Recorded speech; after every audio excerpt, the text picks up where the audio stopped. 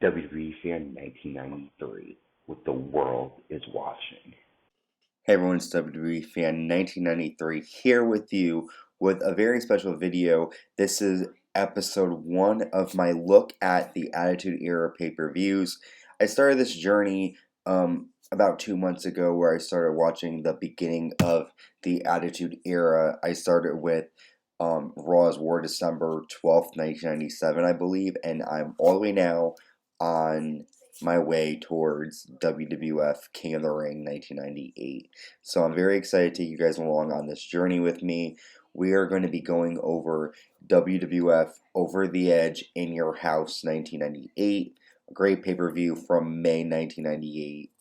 Pretty decent card. We'll go over the matches and talk about all that fun stuff. Before I go into depth, please make sure you hit the like button, hit the notification bell, and also hit the subscribe button so that you get all new content and all great access to the channel. Also, make sure you leave a comment. I love talking to you guys and getting to know your thoughts. If you'd also like to do this, a kind of like watch along, let me know. I'm down to do that as well. If we were to get like a live chat going, that would be great. But this is just my first recap video. Go ahead and hit that like button, hit the notification bell, and hit the subscribe button. Hit the subscribe button, and we'll be right back. Thank you for tuning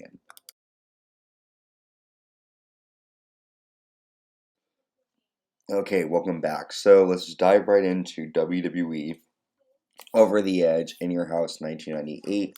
The pay-per-view was produced on May 31st, 1998, and was live at the Milwaukee, Wisconsin Center Arena in Milwaukee, Wisconsin.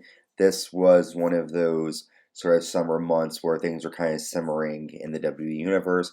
However, WWE was on a winning streak with the Monday Night Wars, and the Attitude Era was in full swing as this pay-per-view got started. Now, I'm going to go over really quick the matches and sort of the main points. So the biggest matches that most people were looking forward to was pretty much the whole main event card. So the first was Stone Cold Steve Austin against Dude Love. That match was building up since the last pay-per-view, Unforgiven in Your House. DX against the Nation. For weeks, the two factions were going at it. The special mask versus mask match, Kane and Vader. That was another match that most people were very excited to see. Also a match that kind of had a long-standing rivalry, The Rock against Faarooq. And finally, this match was kind of updated before the pay-per-view. Marvelous Marc Mero taking on an opponent of Sable's choosing. And if Sable's opponent that she's picked for Marc Mero loses, then Sable will no longer be a part of the WWE. So all these matches made the fans want to buy into the pay-per-view, but many others did as well. So let's start with the first match.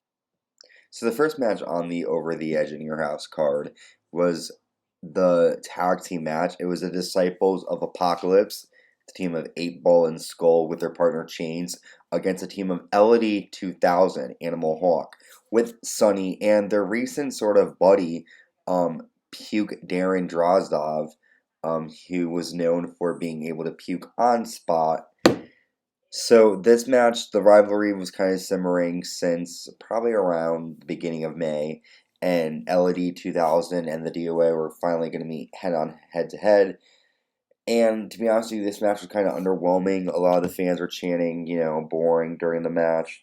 I wasn't really into it, I'm not going to lie. I do like LED 2000, but the DOA, they just don't do it for me.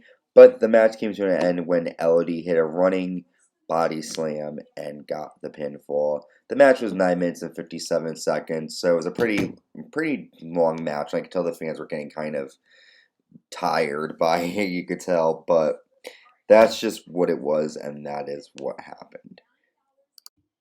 Next, we have Double J Jeff Jarrett with Tennessee Lee taking on the Lethal Weapon Steve Blackman.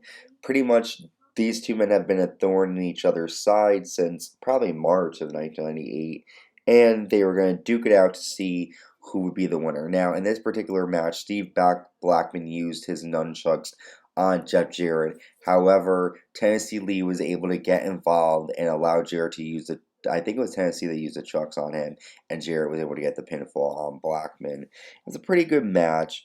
It wasn't great, but it wasn't terrible. It wasn't terrible, and it wasn't great. So it was just kind of like your basic match. That match ran 10 minutes and 15 seconds, so it was a pretty decent match. It was much better than the first one, but again, it wasn't the greatest match. Next up, we had the special match where if Sable's competitor of her choosing loses, then Sable will be fired. So out comes Marvelous Marc Mero. He basically is excited for the match. Sable comes out, and she's actually in wrestling gear, and she basically said that she doesn't need a man to fight for her. If anyone's going to fight for her, it's going to be herself. And basically, Marvelous Marc Mero goes on this tangent saying that, he should finally let Sable be free, and he holds up the contract, and he basically says, I'm going to do the right thing. And I'm going to do something I should have done a long time ago. And he lays down and basically allows Sable to get the pin. But then he actually rolls her up and pins Sable for the easy win.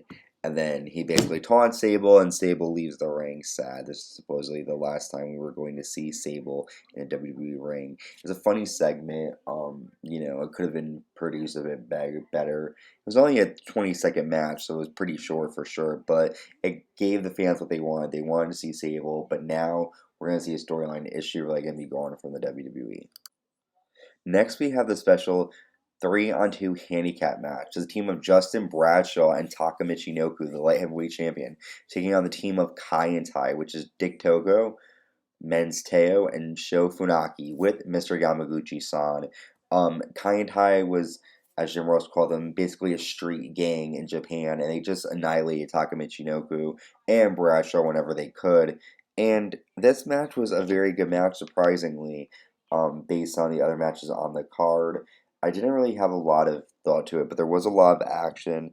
Both teams looked great, and Bradshaw looked very impressive, but Kaientai was able to get the victory on Taka Michinoku. This match ran 9 minutes and 52 seconds, so again, another match that was pretty long, but it was good. It was a decent match for something that was kind of considered mid-card. Next, we have the WWF Intercontinental Championship. So before I go over the match, backstage, The Rock throughout the night has been shown, and he's wearing a neck brace, and he's saying he can't compete, he's really bad.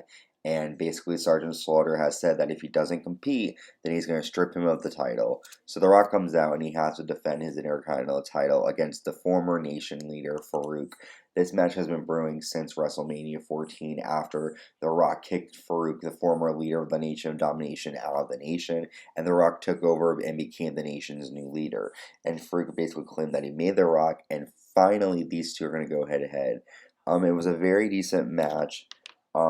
It was pretty good. The Rock and Faarooq went at it. Basically, The Rock used the ropes to get the pin on Faarooq in a very, strange fashion. And then after the match, the Nation attacked Faarooq until DX ran out and made the save. And this match was pretty short, considering how long the rivalry was. It was 5 minutes and 7 seconds.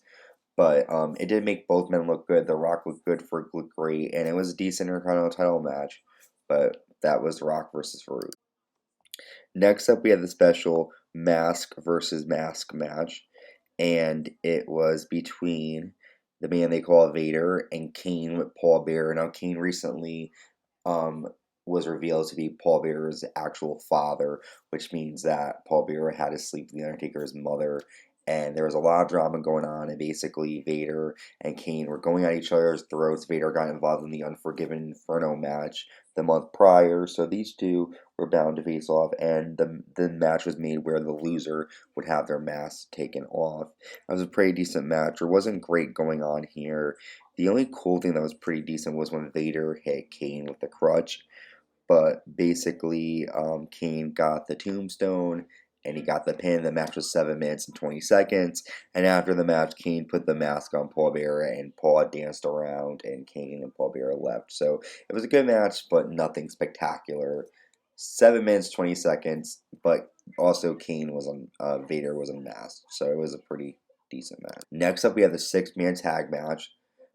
D-Generation X, which was a team of the European Champion Triple H, the WWE Tag Team Champions Billy Gunn and the Road Dogg, and they were with X-Pac and the Ninth Wonder of the World, China, against the Nation, the team of D'Lo Brown, Kama Mustafa, and the newest member, Owen Hart, with Mark Henry.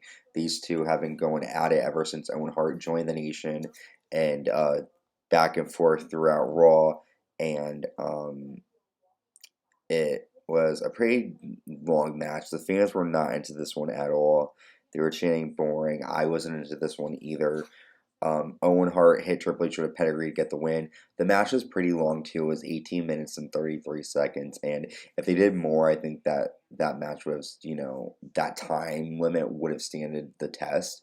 But they didn't do too good, and it kind of fell flat in my opinion. But it was the beginning of a rivalry that would stem into the summer. So it was okay, but pretty boring in my opinion.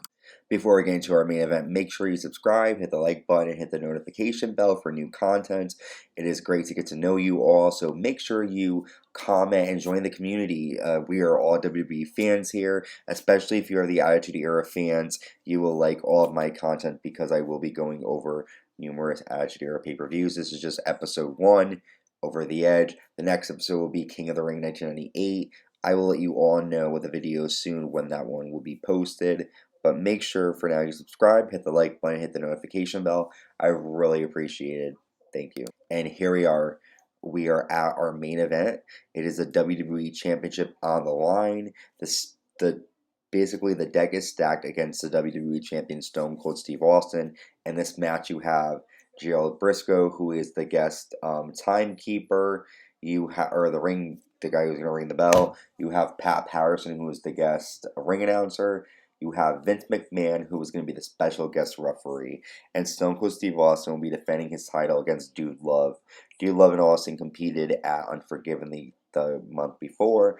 And Austin nailed Vince McMahon with a steel chair and was able to get the pin on Dude Love for the win.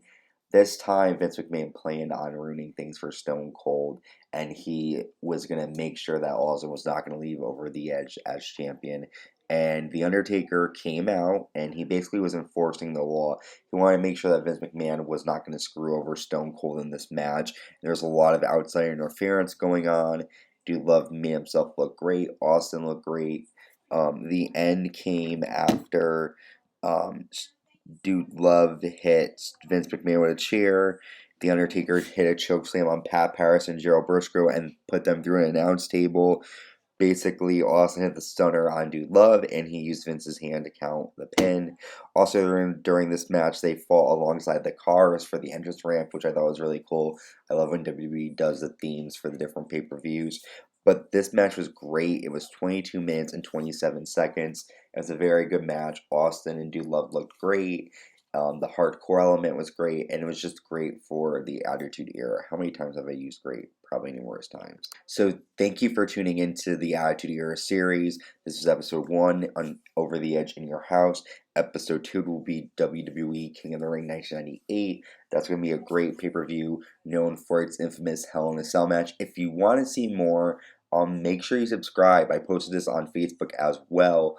I don't know if I will post on Facebook, so to see it again, to see King of the Ring 1998, to talk about it, make sure you subscribe, because the next video will only be seen if you subscribe, because I will not be posting on other social media platforms. However, if I see that a lot of you guys are confused, then maybe we'll see. But subscribe so you get next week's episode. Thank you for tuning in. This is WWE Fan 1993. I am out.